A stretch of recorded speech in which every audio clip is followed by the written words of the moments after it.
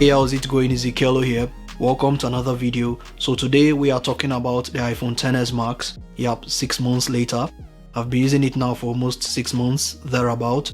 So today in this video I'll be telling you the things I've been enjoying about the iPhone XS Max and some things I wish Apple would improve or should have included. So the first thing you notice about the iPhone XS Max is it's a very huge phone. Yep, very huge.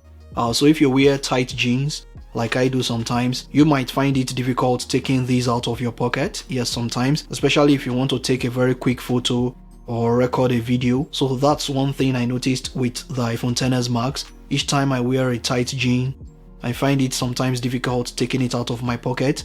And then each time I sit down, I find it a little bit uncomfortable, so you have to bear that in mind. Well, Face ID is not perfect. Yes, even as much as some say it's really great and they are now used to it.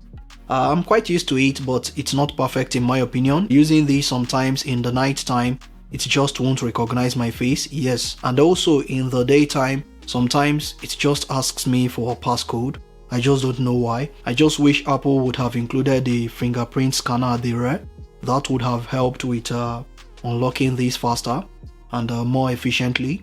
But sadly you only have your Face ID unlock or your passcode. It comes with a 6.5-inch OLED display. It's pretty sharp and vibrant.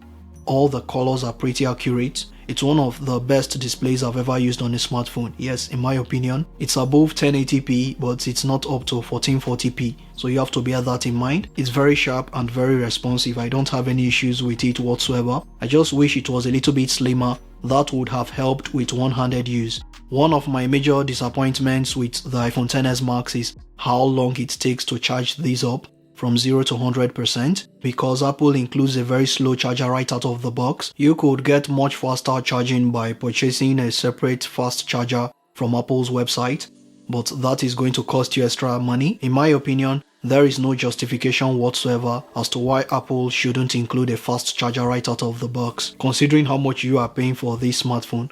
I just hope they don't repeat same mistake with the iPhone 11. Now coming to the camera, I've been really enjoying them.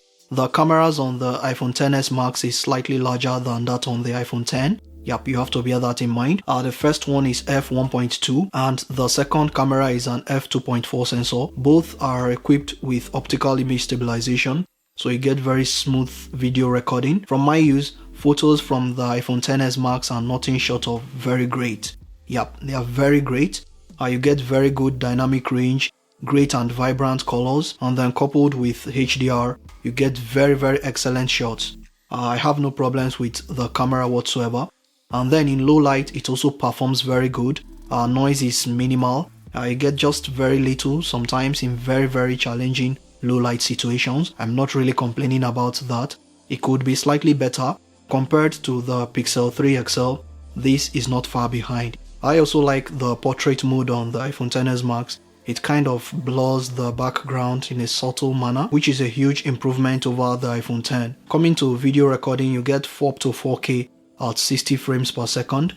I record mostly in 4K at 30 frames per second. What I really like about the video recording on the iPhone XS Max is the great stereo audio you are going to get when recording video. So whenever you are recording video, you are now going to get stereo as opposed to the mono audio on previous generations, which Apple should have included long ago. So I've been really enjoying it. I like it. It's pretty good. Now coming to one aspect which I have complaints about, and that is the front and the back panel get scratched very easily. Upon Apple's marketing and how they claim it's scratch resistant and all that, forget all of that. These scratch very easily. I use a case. It's because I'm doing this review, I had to take it out of the case. You have to bear that in mind. So once you get this, you definitely have to quickly slap a skin or a case. You have to also slap a screen protector immediately. If not, you are going to get scratches on these very easily. As you can see, I have the gold color here with me. I like it. I like this hue of gold. I think I prefer it to that on the iPhone 8 Plus. Some still claim it's kind of pinkish. Yeah, but me, I personally like it. I have no problems with it whatsoever. Coming to performance, as you all know, it uses the A12 Bionic chip. It's very fast and snappy. One of the fastest smartphones you can use right now. Running apps and games, it absolutely crushes them with no issues whatsoever. No lags, no stutters. As you all know, iOS 12 is highly optimized. The only time I experienced a lag was on the YouTube Studio app. So in terms of performance, I don't have any issues or complaints whatsoever. Now coming to the speakers, they are pretty loud and clear, crystal clear.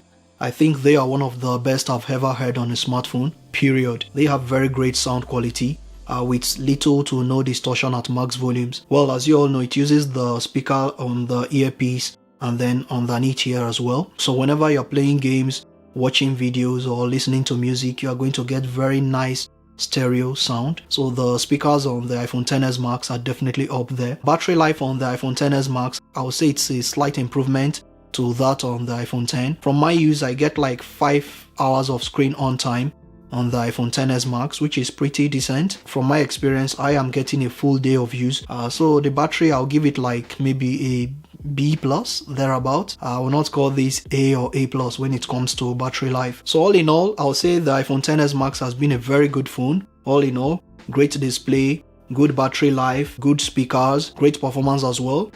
So I can't really complain that much, except for the few things which I pointed out earlier on, but I still recommend it for those of you who are into Apple's ecosystem, or if you just want to try it out. Yep, highly recommended. So I'll be throwing links down in the description section for you if you want to purchase the iPhone XS Max. I think you can pick them up a little bit cheaper on Amazon.